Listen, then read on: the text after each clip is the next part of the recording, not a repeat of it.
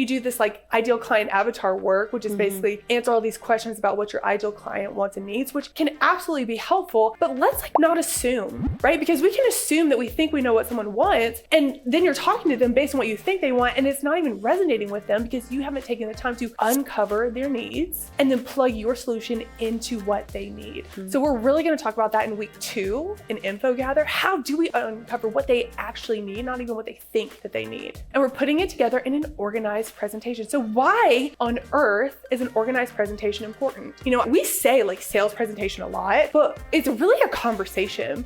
Most people think a presentation is like this, where you're like got your slides and you got your lights. I'm not talking about that at all, because if you think about the root word of presentation, it's present. It's a gift to give someone an organized presentation. Now, what is the opposite of giving a gift? You're taking away. When something is not organized, you're taking someone's time, you're taking someone's energy, you're taking their mental capacity to be able to make a decision. When something is organized and clear, you do the heavy lifting so that someone can easily understand what they are saying. Our brains want to conserve energy. We want to do the least. I literally opened up a book yesterday and instantly like it was hard and I closed it because my brain wants to like chill. It doesn't want to work hard. And so we do the heavy lifting so people can relax and take it in. It is so important, and people underestimate the amount of work it takes to come prepared. And that's what's so amazing about this process, is that it might feel like a lot of work at the beginning, but it slowly becomes automatic. So let's do the front load work now so that as you do have your sales conversations, it becomes easier and easier. An orderly like presentation, okay, is more credible. You see that word? Credible and enjoyable. Circle credible. Remember, credible is like without credibility, you have nothing. Write that down. Without credibility, you have nothing. Nobody's gonna want anything from you without the credibility. And so when like think about someone who is all over the place, who's hard to understand, who over talks, who overstates, like you just don't trust them anymore. So this is more than just like nice to have. It's like if this isn't working, if this isn't organized and clear, you have nothing. Do you see what I'm saying? And so this is exactly what you're gonna learn, is how to make it super credible. Okay, so you're ultimately what sales is you're building a case. That's all you're doing. So people, if you think about like a weighing scale, okay, people have all these reasons why they might not want something. They might not want a podcast. They might think life coaching is silly. They might think, you know, the chicken and the eggs are like harmful, like whatever, all these reasons they might not want it. And so we're